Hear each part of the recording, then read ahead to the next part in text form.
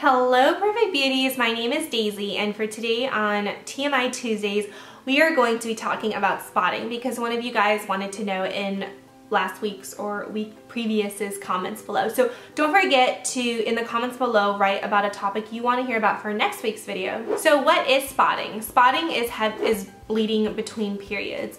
So the amount of spotting or blood can vary. It could be just a tiny drop of blood, or it can actually be like period blood bleeding. So when we talk about spotting, we talk about like blood tinged liquid, blood tinged material, blood stained material, just like you know, red stuff coming out when it's not your period.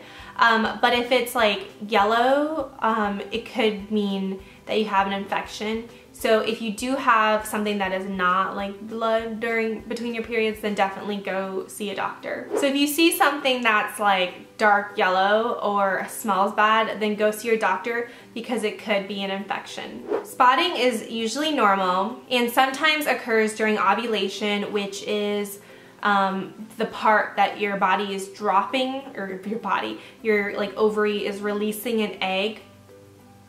So it's not during when you have your period, but it's kind of when the egg goes to here, because estrogen levels drop when the ovary releases an egg. It could also signal the start of your period. So it's hard to tell there's really any scientific pattern or reason to getting spotting.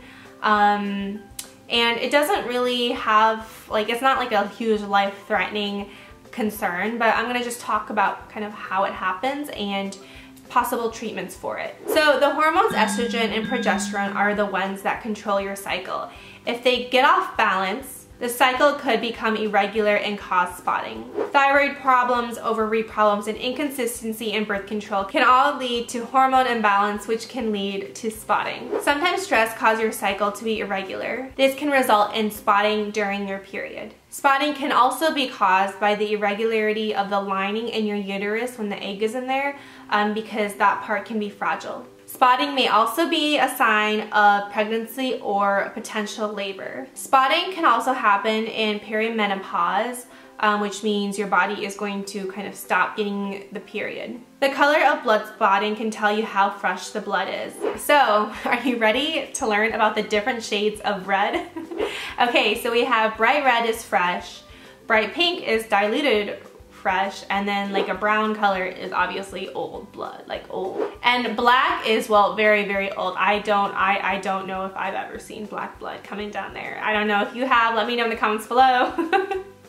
Spotting may not be normal if you have heavy bleeding between periods, light spotting for 3 cycles, heavy bleeding after sex, or anything that isn't normal to your typical pattern. So what can we do to prevent spotting? So first is to actually take your birth control regularly. So if you're on birth control, you should take it at the same time, I think, every day. And if you have trouble doing that, there are forms of birth control that like I think release hormones regularly. So I think there is like a ring that you can insert that will do that, or like something in your arm, or a shot that you can take. Reduce your aspirin intake. Aspirin is a blood thinner and can increase spotting. Maintain a healthy weight, which means to eat regularly and exercise regularly. I know that there's been instances where I was like working out so much that I didn't have a period for like 3 months, and it was really scary because I thought I was like, I don't know, I just thought like it was just really scary. So make sure you don't like overdo anything, or like don't underdo anything either. Just like be normal, be balanced. And also make sure to manage your stress, because having a lot of stress might delay your period or make your cycle go out of whack, which can induce spotting. So thank you all so much for watching on this week's TMI Tuesday, where I cover a topic that you guys want to know but are too afraid to ask. And let me know in the comments below what you want me to talk about for next week's TMI, because we do read those and think about what other video topics to do. And until next time, bye!